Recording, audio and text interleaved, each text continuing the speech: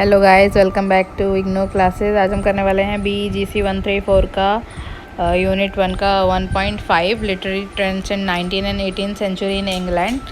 तो 18th century England was the age of transition age Edward Albert puts it in his history of England literature. मतलब कि Edward Albert जो हैं उन्होंने अपनी जो लिटरेचर है, हिस्ट्री है, 18-19 सेंचुरी में इंग्लैंड में क्या हो रहा था, ये ट्रांजिशन टाइम था जिसमें बहुत सारी चीज़ें बदली, जैसे कि लिटरेचर लोगों ने ज़्यादातर जाना पड़ा।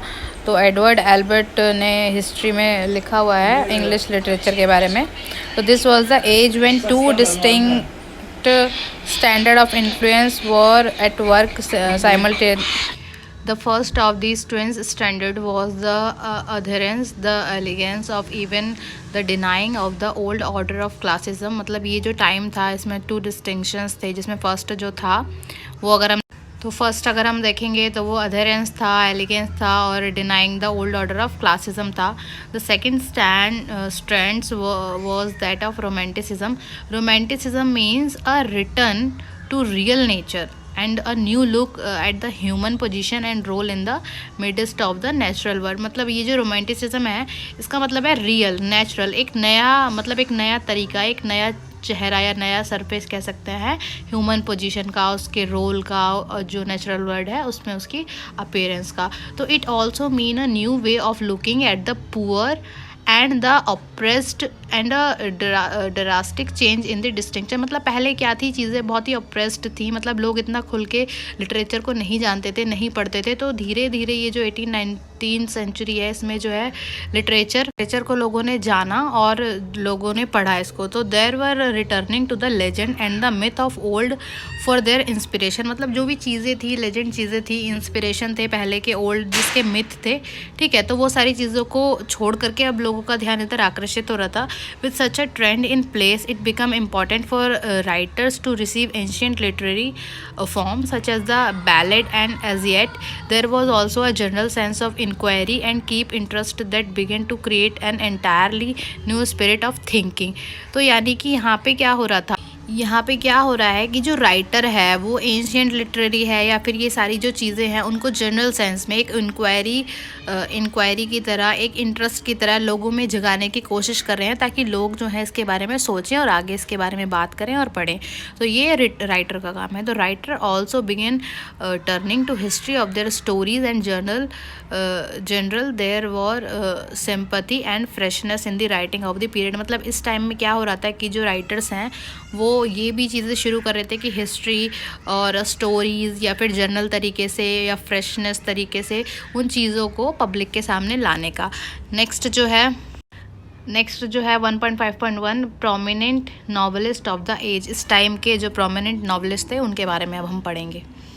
तो इसके बारे में बात करते हैं. Prominent novelist of the age, Samuel Richardson is the one of the prominent novelist of this period. जो Samuel Richardson है वो इस टाइम पीरियड के बड़े ही फेमस prominent novelist हैं.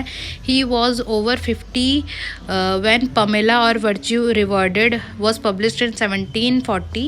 This novel is in the form of series of letters, जैसे कि हमने पढ़ा था ना epistolary novel, तो उस तरीके से. तो his next major novel is Clarissa Harlowe. ये 1747 में लिखी गई थी. हेनरी फील्डिंग एक दूसरे नॉवलिस्ट हैं जिनका नावल है Joseph Andrew appeared in the 1742.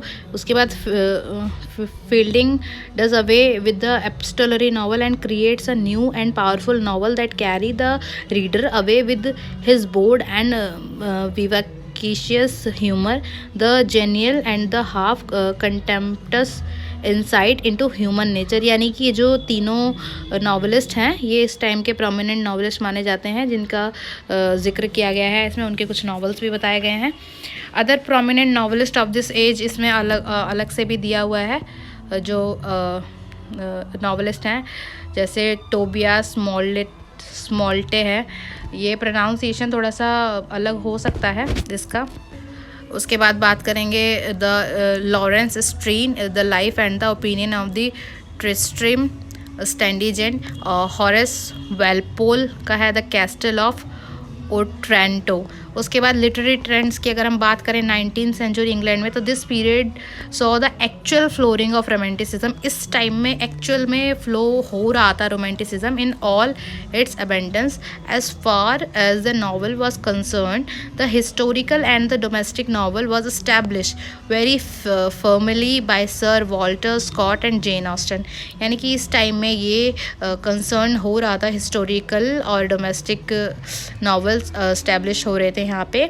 उसके बाद अगर हम बात, it was however a more fruitful period of the poetry and produced great poets such as William Wordsworth, Samuel Taylor Coleridge, John Keats, Percy Bysshe Shelley and Lord बैरन। ये जो pronunciation है ना वो अलग भी हो सकती है, तो ऐसा नहीं है कि मेरी जो प्रोनाउंसिएशन है वो एकदम करेक्ट हो या सही हो सकता है कुछ और भी प्रोनाउंसिएशन हो, तो ये आप एक बार चेक कर लेना।